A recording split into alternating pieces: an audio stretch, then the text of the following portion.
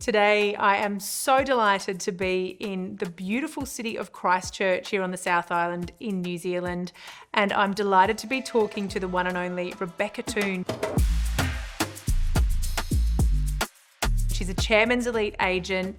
She is an absolute queen of real estate here, and we're going to be hearing about how she has built an amazing career in this beautiful city. Hey Beck, lovely to see you. Lovely to see you as well. Thank you so much for having me. Pleasure.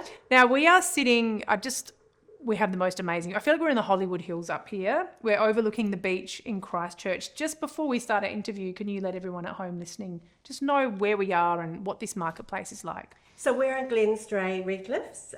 It's a very exclusive area with beautiful estuary views, Pegasus Bay out to the sea.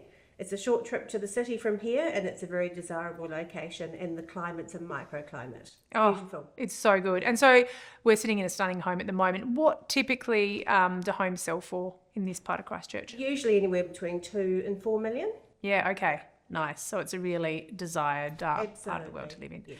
Well, thank you for having me out to your neighbourhood. Now, we're going to hear about your career. You started in real estate in 2009 and your business has built steadily over time. And as we mentioned, you're a Chairman's Lead agent. You're one of the top agents in the New Zealand network in our company. But before we get to that, I would like to know about life before real estate, because this wasn't your first career. Absolutely not. I actually was a late starter. I actually got into real estate in my early 40s, Wow. which was 16 years ago. So I had a background in the arts. So I've got 2-year tertiary education in graphic design and fine art. From there, I sort of had enough of studying after school and then 2 years of tertiary. But humble beginnings for me, working from the age of 15 in Friday nights and Saturday mornings and school holidays. From the age of 15 till about 19 when I finished my studying, in the biggest department store in Christchurch called Woolworths, and it was a variety store at that stage. Mm-hmm. And I still attribute that training to what I've applied in my business principles now. Wow. So what did you learn in those teenage years working at Woolworths? Well, I learned that when your father's a manager of a big store, you've got to really work harder than anyone else. So there's not any nepotism or anything, you've got to prove yourself. So what I learned is the overall picture of a business and how it starts from the ground up. Obviously, I was a checkout girl, stacking shelf storage, but the first thing I learned was to respect all the people in the group, and I would work out how do you get from here to here. And most importantly, the customers were the people that were the piece that was the most integral part of the whole job. Yep. I would build rapport with people, even in a variety store that would come in and they'd seek me out. And I was only there for part-time, short time. But I learnt to never stand still or not work, never to give bad attitude, and that has carried me through my customer service right through to where we are today. So that would have been built on the adage that the customer is always right. Correct. That would have been a phrase that It was. It Yeah. was. We don't hear that so much anymore, do we? No, because it's so old school and it's so different, it's a whole different world now. From there, I went into fashion management, retail management, and then ended up, my last job prior to children, I was a buyer for an Italian clothing company called United Colors of Benetton. Wow. They're no longer in New Zealand, but I sort of worked through from here to management to sort of that role. Wow. I'd love to know, so you said fine arts and design. When you were, a teenager and you're expressing yourself creatively, I know fashion was where you landed, but were you painting? Was it sculpture? Was it photography? Was it all of the above? All of the above, but my strong suit was painting, illustration. Yep. I used to sew clothes, sell them, paint, sell them. So I was always had a wee side hustle going on, but my creativity has always been very much to the fore in my life and every aspect of it. And I know you're a very busy woman now. We did the career and the business that you're running, but do you get those creative outlets now? I don't have time, but I do in a way that I can sort of help my children and our families with design and what have. And I just love renovating houses. It's a thing. Yeah. Okay. Yeah. We've done quite a few. Dangerous industry to work in if that's your passion. Correct. So fashion, that was really where you kind of came into the fore. And you mentioned you made your own clothes. You had your own clothing label. You were selling your sort of little bespoke thing. Yeah. Nothing grand at all, but yes. Yeah. And so how did you go from that to what was next for you. You had children before you came into real estate? Yes, so I was working up as the manager and then buyer for Benetton. And then I had children and I wanted to be a stay-at-home mother. It was probably a wee bit old school, but that was who I was. And I was a stay-at-home mother for 8 years. But I also did side hustles, and that's when I would sell paintings and so forth. I also worked at the Christchurch Women's Hospital up in Niku doing milk feeds for the babies. Wow. Just to have some clothes and shoes money, because we were a family of 4 with 1 income. Yeah. So, I don't like not to have those things and not to have a quality of life. So I would just do whatever it took. Yep. I didn't care that I was in this cafe serving food. Didn't care. Yeah. It was a means to an end. Yep. Yeah. Definitely. And after those 8 years, when your children were young, you found it was the right time to perhaps look for something a bit more permanent. Yes, I sort of had an epiphany because I was sitting there one day thinking, okay, so my children are 8 and 11. What's going to happen when I'm 50? Who am I going to be? I'm going to be just mum and nothing more. And they're not going to respect. And they're just, I'm not giving them a guideline as to what they can achieve. So I sort of accidentally fell into real estate. And then once I sort of went to the seminar, I was like, that's me. Yeah.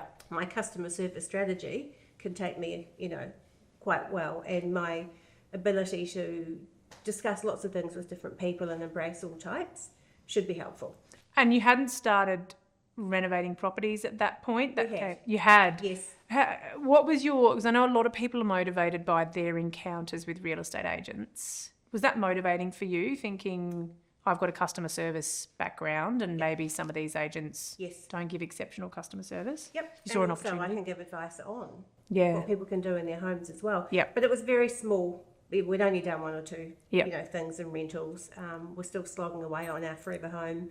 So it was sort of very much to the background, but it's all come into the fore now. Yeah, okay. So talk about your early days and months in real estate. How did that start for you? I think I just embraced it. I was of the era where we just had a phone call list. Yeah. And I just I really don't want to do this activity, but I'm just going to put a smile on my dial and call.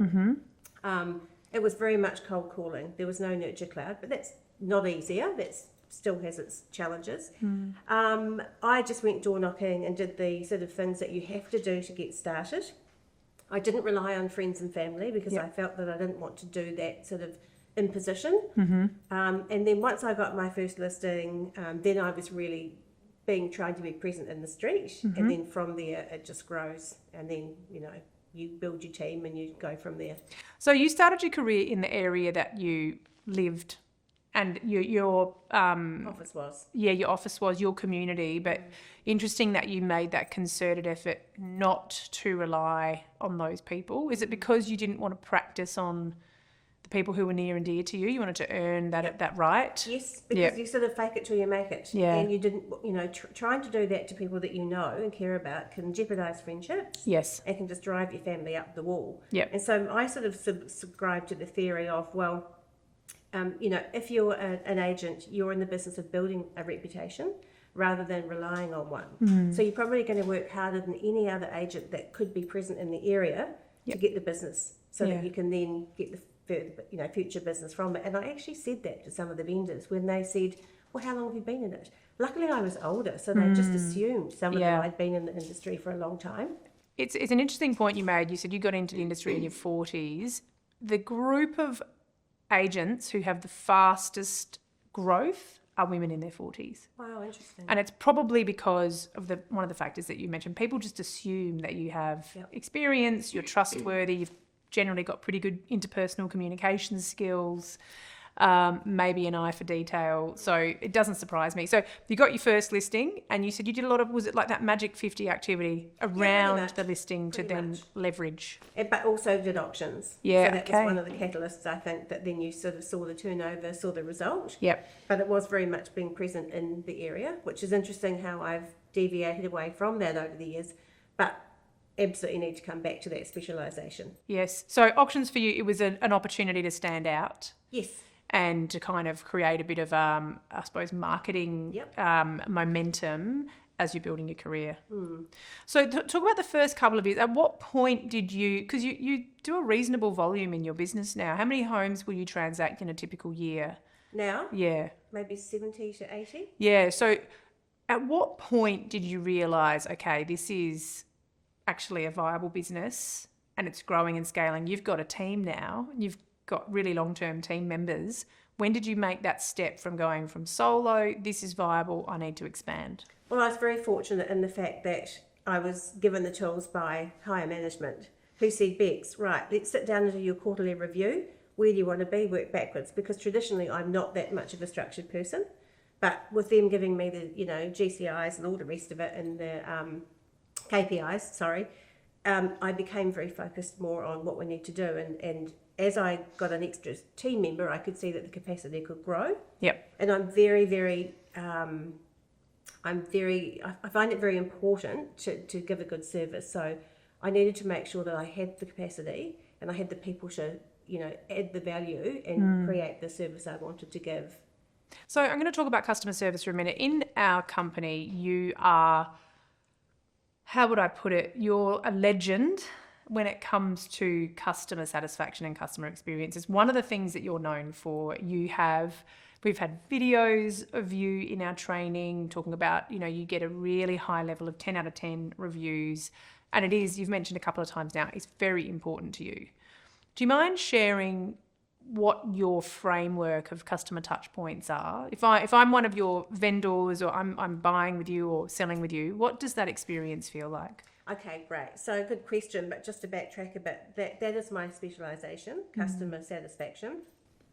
And I learned that from back in my early training. So to me, customer service is the smartest business strategy you can employ. And it's the same with your staff as well. Staff, relationships are very important and the rapport with your clients as well. So we are quite well known for that, but we don't push it in people's face. What we do is when we send out our initial emails, we've done our listing, we've contacted our clients and said, here's all your documents as signed, here's what we're going to do for you.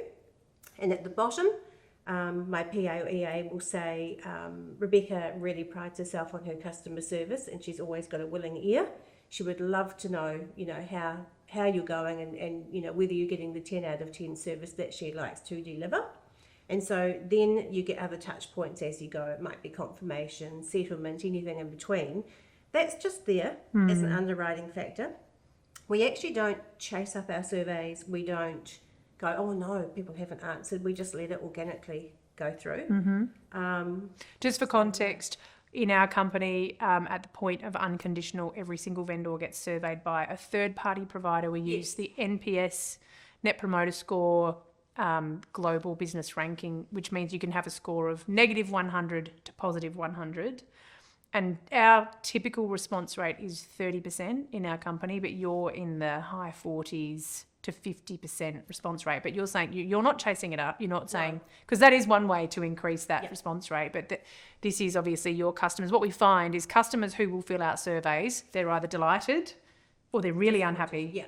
And if we don't hear from them, it's actually they're passive, but it's not a good thing because they're probably just a bit apathetic. They haven't really had the attention that they want. It's been an unmemorable experience. Yeah. It is important because I think people need to be fostered and people need to be shown and guided. And we all know that every client is the most important person in their own life. And so they have to think that we get that about them and we, like they're the only person alive. And so you've got to treat them as such. When you're doing 70 transactions a year, how do you manage to fulfill all of those touch points and make every one of those sellers feel like they're the only person? Because sometimes we don't. No, we don't. We try, but we can't be there all the time for everybody. I think my relatability to people is actually face to face is very good. Yep. Like a lot of people will hide behind a keyboard, and I sometimes do that too because you're busy, right? But to pick up the phone and sit in front of people is a much better rapport building exercise than any other tool that you can use. And I think that's where if people feel like they can say anything to you and relate to you, and you ask them how they're feeling and what their energy is, and they can see you're actually gunning for them the whole time, even if their result isn't a good one, they know that you've done the best job for them. So that's where that strategy of customer satisfaction comes in for me. Yeah. And, you do, Christchurch is a smaller city, and so we can kind of get anywhere in 20 minutes, right? Yes.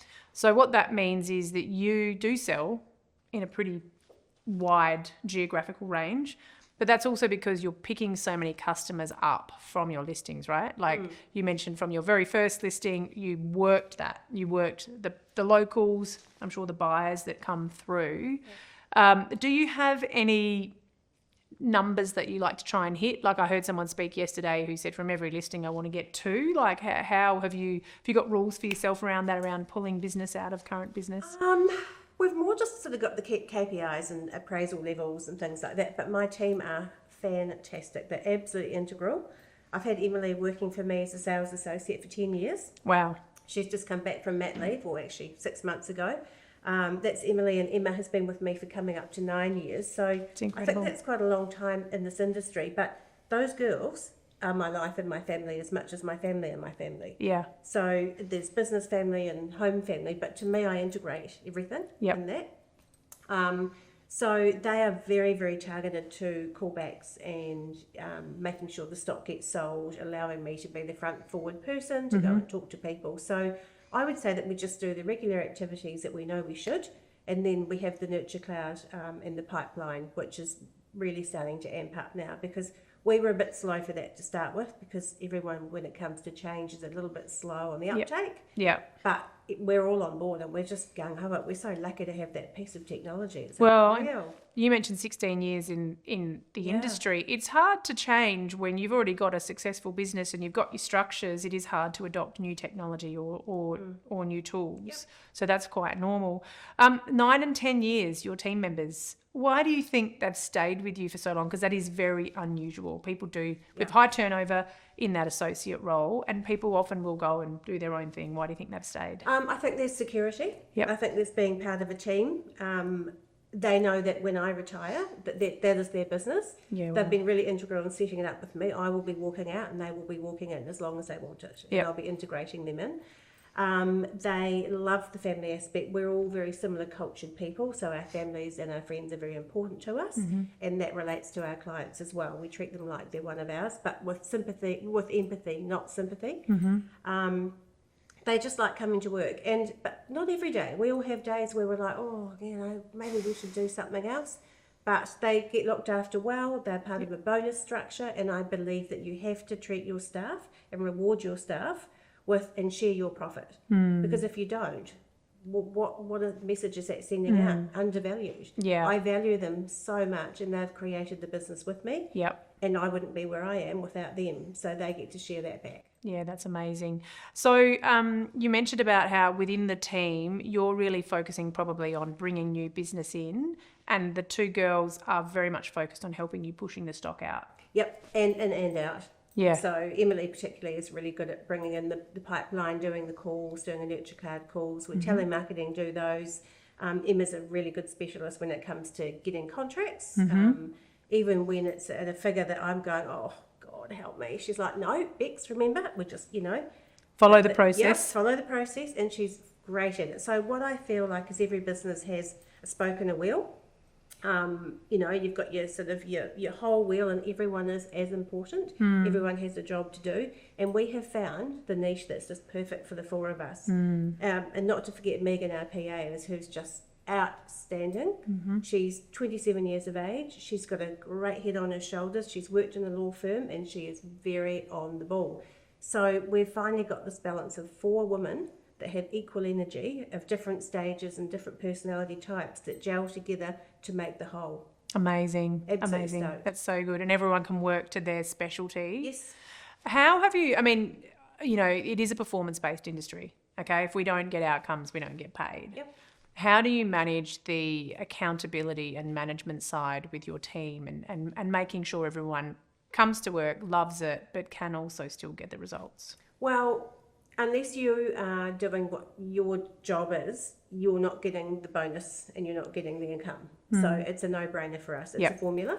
Yep. And the girls, not only do they love being, in the top tier, they love that they know that if they work hard, we all achieve more together and we all earn more. Incentives. Yeah, all incentives. It's the key. Yeah. 16 years in the industry, you've seen a lot over the time. You've seen a lot happen to this city. It'd be remiss of us not to talk about life through the quakes and post. How was that for you? 2 years in the industry at that time, and then the whole city was decimated. Yeah, I think I was just a year in, because 2010 was the first one. Right. It was actually okay for me because I'd come in on a hard market. So the crash was 2006, and then the market was starting to build up. But as a new agent, I was no one, had nothing, just really was feeling my way through. So it wasn't like I was a seasoned agent that was suddenly had no income or no houses to sell. So what I did is got on the phone and just talked to people. How are you? I didn't ask for anything. How are you? How's your family? How's the experience been? And so that was fine. And then the things started to build up, and then the 2011 quake happened, and that was the decimation factor. We again just had to pivot and recreate, just like COVID. You've just got to recreate a new way and find a new pathway, and challenges make you face things and make you go in a different direction. So it was very hard. I used to think, gosh, in Auckland the market was gangbusters around that time, and little tiny flats were selling for $1 million with a 1 or 2 bedroom, and I would think to and a lot of our agents fed up there, and I'd think, gosh, it must be so nice working up there, and much better. But in actual fact, it was great because we learnt new crafts, new skills. We ended up interacting a lot with lawyers and other professionals that we hadn't before because we were the lowly agent. And there became this much more cohesive flow between the business transactions. So then we were quite fortunate to learn all about earthquakes, liquefaction, broken houses, retaining walls, technical categories of land. So it actually gave us a much more of a skill set. Yep. And then from that, of course, we fast forward to now, when we've got what I call the city of the future of New Zealand. Yeah. We are so fortunate to be here. I mean, you just need to look at our city centre. We're in a city that has 10 to 15 minutes to get anywhere, to the beach, to the forest, to the hills. You can ski in 1 hour, 30 minutes from here. So I feel like Christchurch is on the precipice of greatness, and we're really starting to come into our own, and people are migrating. It's a beautiful city. Yeah. I was here in 2016, and the difference between then and now, it's night and day. There was really nothing here then. The city was a dump. It was Central city. it was levelled. There was nothing there. But now we've just got this whole new situation, and then COVID's helped again in the fact that people can work somewhere and travel to a board meeting. Yes. So it's become the cool kids playground, the city of the future. Yeah, it's absolutely stunning. One of my final questions for you is, you see a lot of people enter the industry. Maybe if you could go back and give yourself advice when you were starting, would you have done anything differently? Or what do you think, someone coming into the industry today, what advice would you give them to have a successful career? Oh, absolutely. I would say follow the tools way better than I did. Don't reinvent the wheel. The things that work. And it's not rocket science. You go and do your door knocks, you go and do your nurture cloud calls. But more than anything, don't try and emulate anybody else. Don't try and be this person or that person. You are you, and you be genuine, and then you're reaching people in a genuine way, and they will see that. Yeah, fantastic. Last question. What's something that we might not know about you, Beck? I have a very diverse background, nothing seedy, but I have had 2 mothers and 3 fathers. I have 4 children. Wow. Two of mine with my husband and 2 steps, and we have 11 grandchildren. Wow. At this early age, I know. So we have to do the Beck Toone, This Is Your Life, to find out about the 2 mums and the 3 dads. Yes. But that's certainly a very curious piece of knowledge that you've dropped, and we'll have to unpack that more in the future. Absolutely. Beck, thank you so much for your sharing and your wisdom. So welcome. There's no surprising why you are a queen of real estate here in Christchurch, and I thank you for your time. Thanks, Bianca. Thank you.